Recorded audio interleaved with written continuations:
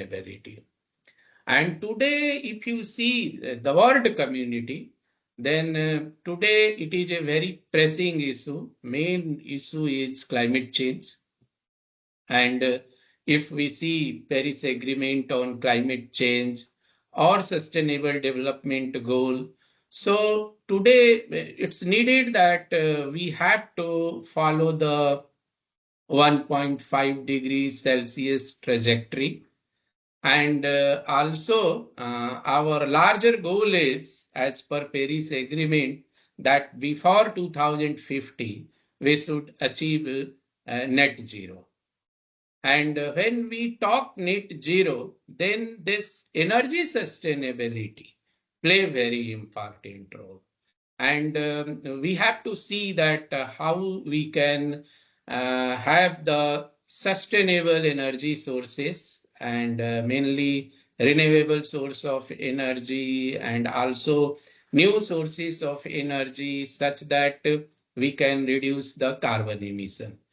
And today in industry, what my experience is that we spend a lot of time on finding the way that how we can make our energy consumption sustainable. And in industry, everyone wants that if we have to follow the science-based target or if we have to follow the 1.5 degrees Celsius trajectory, if we have to... Camera on karo, screenshot bhi dena. It's okay? It's okay, sir. Please continue. Yes, yes. So energy sustainability is very important. And to make energy sustainable, the many more things goes on the renewable source of energy. But what practical difficulty is coming, that is the affordability. Because one is that, yes, there are certain solutions, but at the same time, in industry, we see that whether it is affordable or no, whether it is feasible or no, and I think there the role of science and technology comes in picture. And what our expectation in industry is that through science and technology, we should make these renewable energy sources or new source of energy more affordable and feasible for the industry. Now coming to this faculty development program, the expectation of industry is that whatever the new engineers and new scientists comes in industry, they should have thorough knowledge about the sustainability. It doesn't depend from which stream they are coming. They may be mechanical engineer, maybe electrical engineer, maybe civil engineer, maybe computer engineer, any engineer, because there is a need of different kind of domain experts in industry. And we used to recruit several trainee engineers every year. But our expectation is that these engineers nowadays, when coming to industry, they should be familiar with the sustainability and ESG. And familiar with the sustainability or ESG means that our first expectation happens that they must know that what is the sustainability targets, means how to set the sustainability target. So there definitely we expect from scientists and engineers that they should know what is science-based target. What is SBTI? Several times when we discuss with these new engineers, we found that they even don't know what is the science-based target, how to set the science-based target, which organization is responsible to set all these targets. So when we were asked, do you know about SBTI? Then I don't know SBTI. So I think this is the responsibility of faculty also, that while teaching the course, they should make familiar the students that what is the sustainability target and goals. And when they talk about sustainability target and goals, then the students should must know that what all are the GRI standard for the sustainability reporting.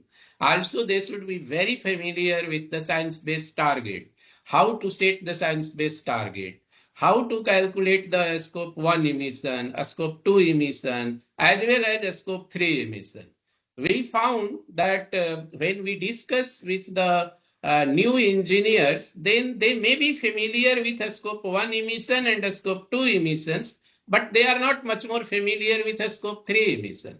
And a scope 3 emission is very important when we talk science-based target or when we set the target for entire organization. So I think on target goals, they should be very familiar. Also, the second important point, our expectation is sustainability reporting. Today, it's very important that organization report the all energy consumptions, emissions, water consumption, waste generation in the public domain. And tracking of all the data and how to report it, that is also very important. Today, if you see our organization, UPL, as a group, then we have more than 50 manufacturing plants globally. And this is also one of a difficult task, that first track the all emissions, track all the energy consumption, then you can translate into carbon emission, also track the water consumption, also track the waste. So tracking sustainability data is also one of the challenge in a complex and big organization. So our expectation is that they should be very familiar that how to track the all energy data. Then certifications. Certifications are very important for us. And when we talk certification, then our expectation is that the new engineers, new scientists should must know what is TFS, Together for Sustainability. They should must know that what is FTSE for good certification. They should must know that what is responsible care certification, because they will only know this when they will go through those standards, a standard of responsible care, a standard of FTSE for good, a standards of TFS. So they will become familiar with all the energy sustainability data and how to drive the energy sustainability inside organization. So our expectation is that these should be embedded and incorporated in the curriculum of almost all engineers starts at the BTech level and master's level. Then last important point in industry is that is international rating. Whenever we apply for the international rating, international sustainability rating, then Dow Jones Sustainability Index comes in picture. Important rating agency from the Netherlands, Sustainalytics, comes in picture.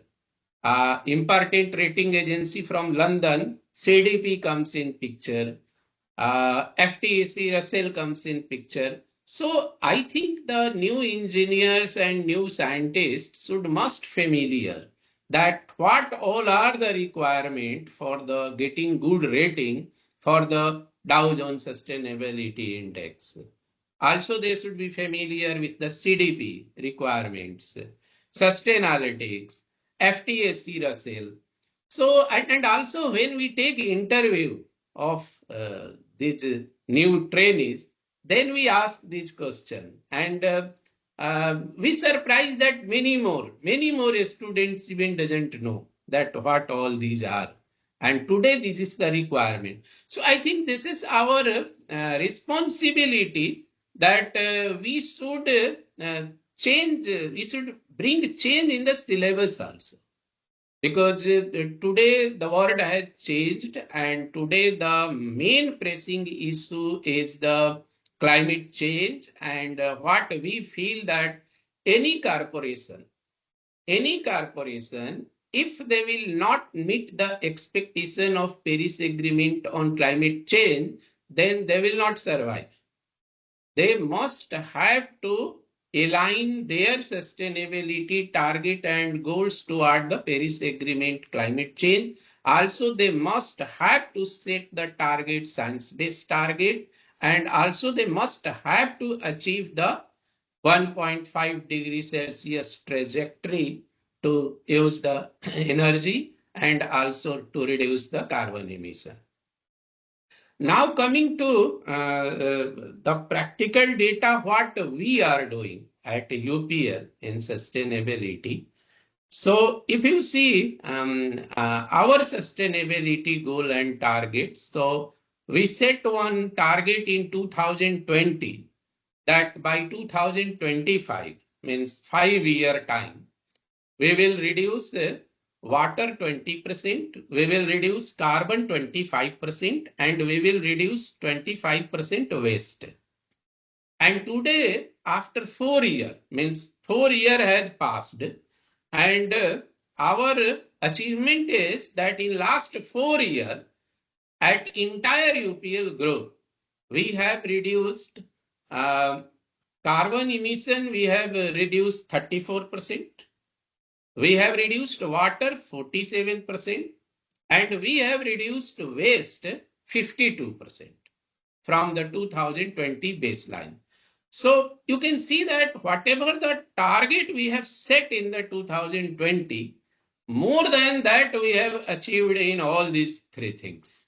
So what here I want to say, that target is very important, but it is easily achievable. When we set the target, then we feel that it is a very difficult to achieve. But when you set the target, communicate inside organization, and have a plan in place, have a tracking in place, then it is doable. And this is my experience, what I have told you about the UPL. Before UPL, I was with Unilever, and I was looking global sustainability of Unilever. And there we set a target in 2010 that we will reduce 50% environment footprint of Unilever, and that is 50% carbon, 50% water, 50% waste reduction. And we set a target in 2010 that 10 years we will do this inside Unilever. But between 10 to 15, I was at Unilever, and we were tracking all the 500 manufacturing plants of Unilever. And what we found that within 5 years, we achieve more than 50% reduction of environment footprint of Unilever. So I think it's doable. But the main point is that target should come from top to bottom approach. The target must be set at top level, board level, and then communicate to the downline. Don't make it much more democratic. Don't ask that what is doable, and when we go in that debate, then we will not able to set the right target. So sustainability target, I feel personally that it should not set with the approach top to down approach. Also, another example is today, if you see energy consumption inside UPL, then maybe globally we used to consume worth 300 crore rupees alone just energy consumption. And 300 crore energy consumption means if we reduce 10% energy, means we have reduced 30 crore rupees only in energy consumption. So why I have given this? Because I feel that sustainability is for the profitability of business. My experience is that when we drive sustainability inside organization, and when we set the right target, and when we reduce the energy, water waste, then it reduces the whatever the expenditure on the energy bill, water bill, waste disposal bill. And today, if you see at UPL, our experience is that we have saved 45 million US dollar per year. And if you ask my experience with Unilever, there we saved 100 million US dollar per year through just energy and water saving bill. So definitely sustainability is a case where it is for the profitability of business. And that I think we have to embed in the mind of the new students which are coming from the university, that it is not a cost center. It is very good for the social, but at the same time, it is also beneficial for the business, and it benefit the business. And any organization, if you see, who have embedded sustainability, then if you ask the experience of the people of that organization, they will say that yes, sustainability is for the profitability of business. Now, another example at UPL is that when we were reducing the energy consumption, then we try to see that how we can phase out the coal consumption.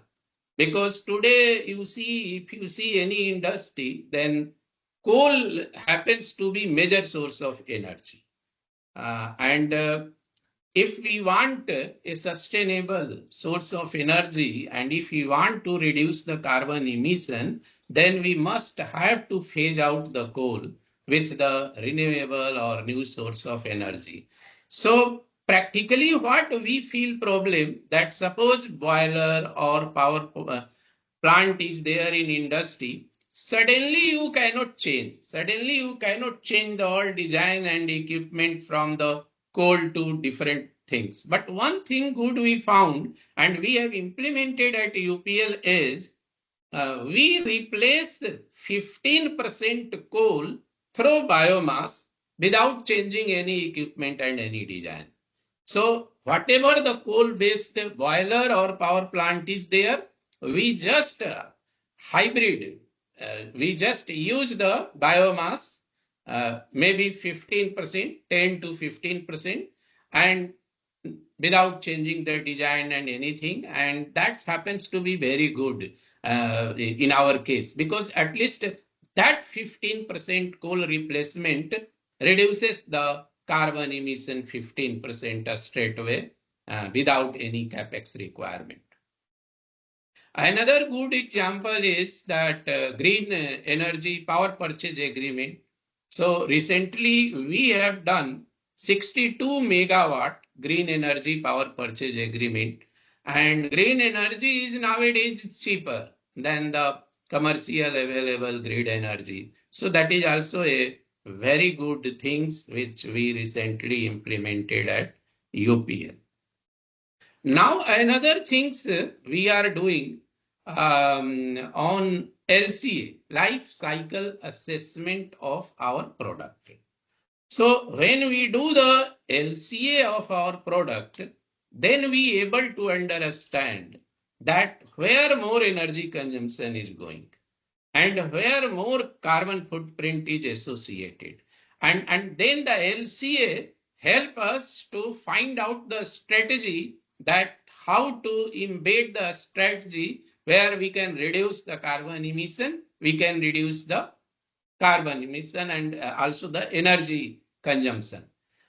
So my here advice is that the faculty members must see that the thorough LCA knowledge should be incorporated in the students. Today, if you see, life cycle assessment is done with two prominent software. One software is SimaPro and another software is Gabi. And when we ask the new engineers coming from the several institute, even IIT also we recruit, and when I ask that, do you know how to calculate the LCA? Do you know SimaPro, how to run the SimaPro, how to run the Gabi? Most of students' answer is no. We don't know SimaPro, we don't know Gabi, we don't know LCA. I think when we talk about the energy sustainability, then this LCA is very important, and the software which used to calculate the life cycle assessment, that software knowledge is very important, and that we expect from these new engineers. We don't expect from anyone else, but we expect from the engineers which are coming new, and they should must know that how to calculate the life cycle of any product. So I think these things are, so I will try to conclude because my slot is limited. So what I shall summarize that in energy sustainability, hello? In energy sustainability, industry expectation is that the faculty member, whoever is attending this program, they should try to incorporate the knowledge that how to set the sustainability targets. They should must familiarize a student with the science-based target, how to calculate the science-based target. Our expectation is that you should must familiarize a student about the LCA, life cycle assessment, how to calculate the life cycle through the software like SEMA Pro, Gabi. The student should must know how to run those software. Also, the student should must be familiarized with responsible care standard. Also, the framework of FTSE for good, and the student should must be familiar with Paris Agreement on climate change. A student should must familiar with the SDGs, and at the last, our expectation is that whoever the new engineers are coming in industry, they should know that what all are the international rating agency for the sustainability, and they should must know about Dow Jones Sustainability Index. They should must know FTSE Russell. They should must know Sustainalytics. They should must know CDP. And I think if these all things they know, and if their mindset is that how to develop the technology where we can reduce the energy consumption, we can reduce the water consumption, we can reduce the waste generation. So I think that is need of our, and this is the expectation of industry. And here I shall request from all the faculty member that they are responsible for incorporating all these sustainability themes and sustainability agenda inside the newcomers, new engineers. And I feel this is the best way that the new engineer, new scientist, they are the torch bearer. And if they have knowledge about sustainability at university and college level, then it will be good for them that they can embed sustainability wherever they will go in the organization. So thank you. I think if any question, then you can ask. Otherwise, we will conclude. Thank you. Thank you, sir. Thank you.